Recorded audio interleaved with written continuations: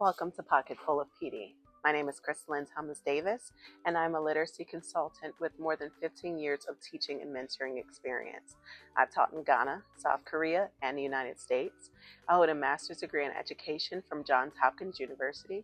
I am national board certified, and I was a Fulbright scholar. Now, as the president of Literacy Lightbulb Corporation, I provide workshops for teachers and literacy audits for schools and districts. Let's get into today's topic.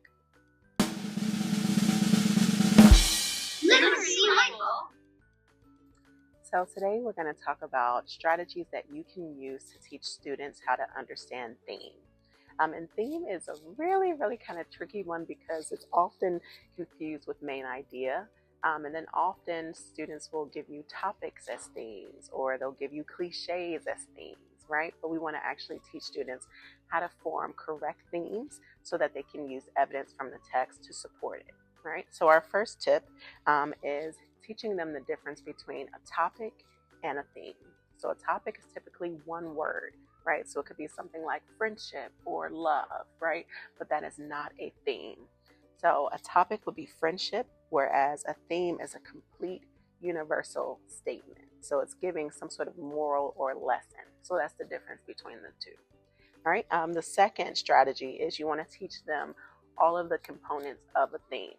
So first, it needs to be universally applicable. So it needs to apply to anyone at any time in any place. So that is a thing where you want to make sure that students understand that whether it's applying to them, whether it's applying to someone in another country, whether it applies to someone in a different time period, it should still be universally applicable.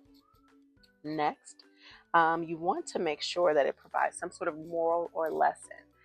So it's kind of similar to like those 90s TV shows or like those Disney Channel shows where at the end there's some sort of moral or everybody comes together and they learn a lesson. That's what your theme is. That's what your lesson is. That's what your moral is, right? And then also you want to make sure that they understand that they need to avoid first and second person point of view. So you don't want to say the I, you don't want to say the you because it'll sound like a command. You want to keep it as third person. And then also it needs to be a full statement or some sort of causal statement, like this leads to that, or just a clear statement that students can understand. Right? So those are the components of a theme. Next, the last strategy is you want to give your students examples. So that's really important because you can't assume that they're just going to understand. You actually have to give them some examples that make sense to them. So I have a couple for you. So a student might say, learning to read is good, right? So it's very general, it's not causal. So you might want to push them to make a causal statement like, learning to read can increase confidence in children. And then, of course, if that is supported by evidence in the text, then it makes sense. Another one that you kind of see a lot with students is they'll give you a topic.